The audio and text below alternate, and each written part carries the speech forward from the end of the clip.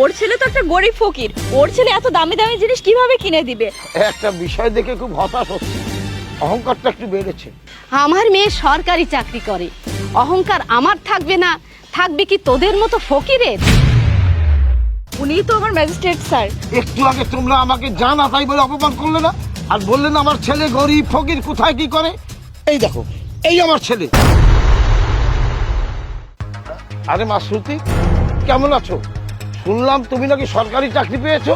হ্যাঁ চাচা, আপনি ঠিকই শুনেছেন, আমি সরকারি চাকরি পেয়েছি। তা প্রায় 6 থেকে 7 মাস হয়ে গেছে, আমি এখন ছুটিতে আছি। তো চাচা আপনি এখানে কেন? ও বুঝতে পেরেছি, আপনি আমার কাছে সরকারি চাকরির জন্য এসেছেন। না মা, আসলে হয়েছে কি। থাক চাচা, বুঝতে পেরেছি, আর বোঝাতে হবে না। আপনার ছেলের জন্য সরকারি চাকরির জন্য এসেছেন। তবে আমার কাছে তো তেমন কোনো পোস্ট নেই, অবশ্য একটা পোস্ট খালি আছে, পিয়নের পোস্ট। আপনি চাইলে আপনার ছেলেকে আমি এই পোস্টে দিতে পারি, এটাই আপনাদের জন্য পারফেক্ট হবে। আচ্ছা, তোমার ছেলে দেখতে কেমন?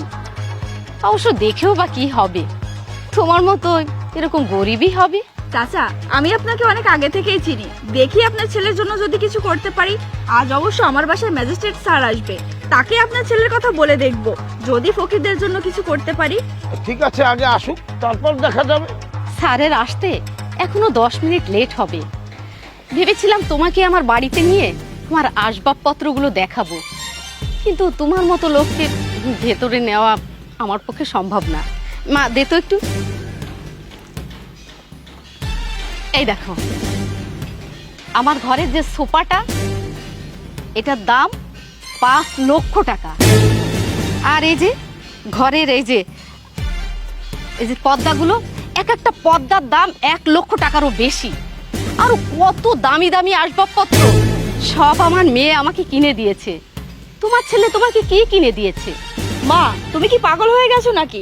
ওর ছেলে তো একটা গরিব ফকির, ওর ছেলে এত দামি দামি জিনিস কিভাবে কিনে দিবে? আর তুমি কার সঙ্গে দামের কথা বলছো? ওদের মতো গরিব যদি এত দামের কথা শুনে, তাহলে কি সেটা সহ্য করতে পারবে? আরে না না মা, সহ্য করতে পারবো না কেন? আমরা গরিব মানুষ হতে পারি, আল্লাহ যা দিয়েছে তাতেই আমরা অনেক সুখী আছি। একটা বিষয় দেখে খুব হতাশ হচ্ছি, তোমাদের ব্যবহারটা আগে যা ছিল তেমনই আছে, কিন্তু অহংকারটা একটু বেড়েছে। আরে অহংকার থাকবে না কেন? আমাদের আগে যা ছিল তার থেকে কি কম আছে? আরো অনেক বেশি হয়েছে। আমার মেয়ে সরকারি চাকরি করে, অহংকার আমার থাকবে না? থাকবে কি তোদের মতো ফকিরের? সে আপনি যাই বলুন না কেন ম্যাডাম, আমরা আপনার মতো অন্যের পরে নির্ভর করে চলি না, বুঝেছেন? এই, তোর সঙ্গে অনেক ভালো ব্যবহার করেছি, আর একটি বাজে কথা না বলে এখান থেকে যা। আমি যদি এখান থেকে চলে যাই তাহলে কিন্তু আপনাদের পস্তাতে হবে। কি আমাদের পস্তাতে হবে? তাও তোর মতো একটা গরিব ফকিরের জন্য? বাবা চলো। আরে এটা আবার কি? দেখতে তোর মতো গরিব ফকির। মা, তুমি কাকে কি বলছো? উনিই তো আমার ম্যাজিস্ট্রেট স্যার, যাকে আজকে বাসায় দাওয়াত করেছি।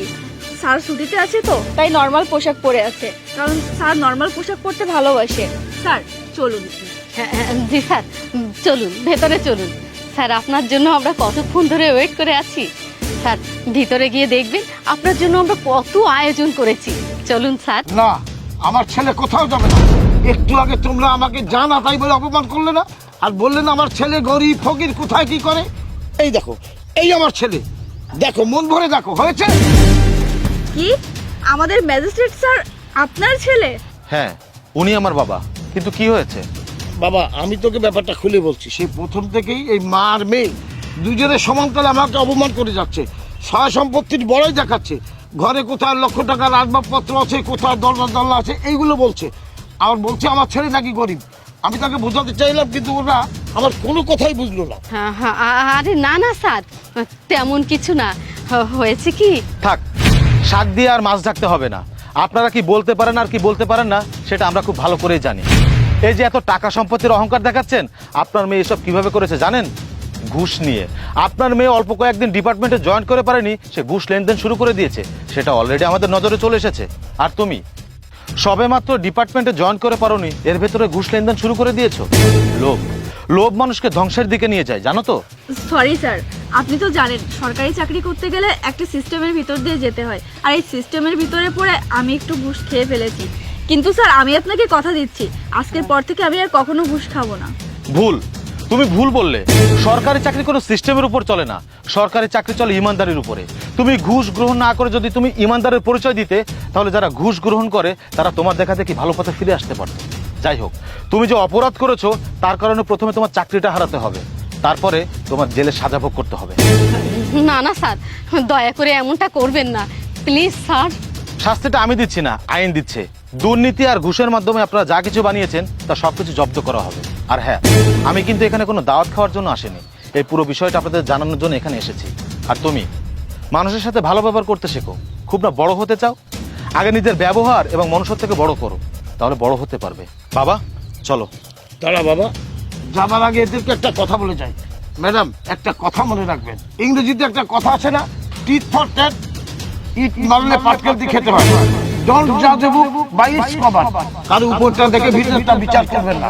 বাবা চল।